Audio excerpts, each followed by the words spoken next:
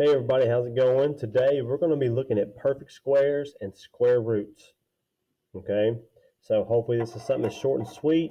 It's easy to kind of pick up. All right, and again, like I told you guys, you can go to email, Google Classroom, or anything like that to get in contact with me, and I'll try to answer this as much as possible. Okay, so first off, we're looking at the square root of a number or a perfect square. Okay, and I'll explain it as we go. So we're going to make a little chart. All right, so we're going to start off with 1. Okay, so to find a perfect square from 1, all right, what we're going to do, if I take 1, draw me an arrow here, and I do 1 squared, okay, notice the word square. If I square this number or multiply it by itself, 1 times 1, that will give me 1.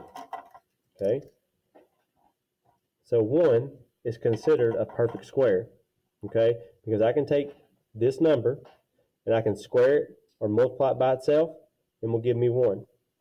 Now, if I want to go backwards, okay, and find what is the square root of 1, all right, I'll take this and work backwards, okay.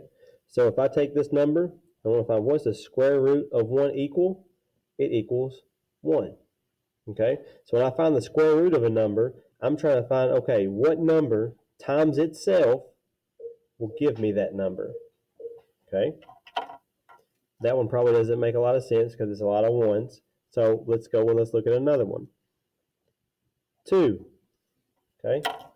2. Let's try to separate these. All right. So when I take 2, 2 is my square root of whatever my perfect square is. And I do 2 squared, or 2 times 2. What is 2 times 2? That gives us 4. So 4 is a perfect square. Now, if I ask you this backwards, what is the square root of 4? The square root of 4 is going to equal 2. I need to do this here. Okay? So the square root of 4 is 2 because 2 times 2 will give you 4. And when we find the square root of 4, it will give us 2.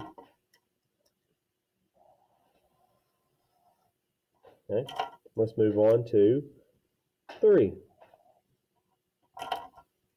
So if I work this direction, I want to find a perfect square. To find a perfect square, if I take 3 and do 3 squared, or which is 3 times 3, that will give me 9. So therefore 9 is also considered a perfect square. And if we work backwards, and I ask you, what is the square root of 9, which means what number multiplied by itself will give me this number? Well, that answer would be 3. Okay? And we're just going to make us a list here all the way down so you guys have an idea of square roots, perfect squares. So if I have 4, okay, to find the perfect square from 4, we would take 4 squared, or it's 4 times 4, which will give me 16. And if we work backwards, going from 16 here, we'll find the square root of 16, which will equal 4. Okay, so anytime they ask you a square root of a number, you need to ask yourself, what number multiplied by itself will give me that number? Okay, let's look at 5. All right, if I work this direction, to find a perfect square from 5, you have to square that number, so 5 squared, or 5 times 5, and that's going to give me 25. And if I work backwards, I need to think to myself, what is the square root of 25? And that's going to equal 5. Okay? So we're going to make a list on each one of these lines, and now we kind of got the gist of things, and we're just going to list out our square roots and our perfect squares. I went 6, 7, 8, 9, 10, 12, 13, 14, 15, 16, 17, 18. Oh, y'all can't even see me now. There we go. I apologize. We'll just go all the way up to 20. Okay? So, if I take 6, again, it's going to be 4 squared, or 4 times 4. All right? What's that give me? 6 times 6 is 36. And working backwards, we would try to find the square root of 36. 7. 7 squared. Did I really just write 4? Oh my gosh. I'm so sorry. 6 squared. Write that out. That would be 6 times 6. Come on, Reed. What are you doing? So 7 squared, or 7 times 7. And 7 times 7 is going to give us 49. And when we work backwards, it would be the square root of 49 will equal 7. 8 is going to be 8 squared, or 8 times 8. And 8 times 8 is going to give you 64. And when they ask you, what is the square root of 64, we know that's going to give me 8. Okay?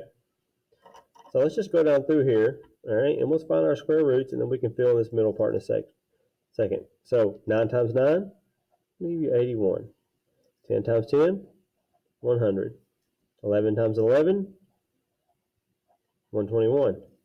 12 times 12, 144. 13 times 13, 169.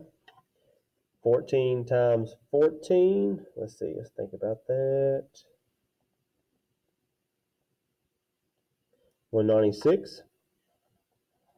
15 times 15, 225. 16 times 16, 256. 17 times 17, 289. 18 times 18, 324. 19 times 19, 361. And 20 times 20 will give you 400. And obviously our list of perfect squares can go on forever and ever and ever. Okay? But these are the most common ones that you're probably going to see or use. All right? So if I go down here, this would be 9 squared, or 9 times 9. And again, as I'm writing this down for you guys, a perfect square is a number multiplied by itself. All right? And when you take the square root of a number, you're trying to think, what number times itself will give me that exact number? Okay? Now, you don't have to write all this down, but I'm writing all this down for you guys so you can get a good visual of what this is. All right? It's a good way, repetition, to kind of help you remember all of these little scenarios and how all this works. Okay? And how this is going to look like to you. So 17 squared, 17 times 17, 18 squared, or 18 times 18, 19 squared, 19 times 19, and this will be 20 squared, or 20 times 20. Okay, and they're all going to look like square root of 81 is 9, square root of 100 is 10, square root of 121 is 11, square root of 144, 12. Square root of 169 is 13. Square root of 196 is 14. Square root of 225 is 15. Square root of 256 is 16. Square root of 289 is 17. Square root of 324 is 18. Square root of 361 is 19, and the square root of 400 is 20. So, hope all this helps you understand perfect squares and square roots.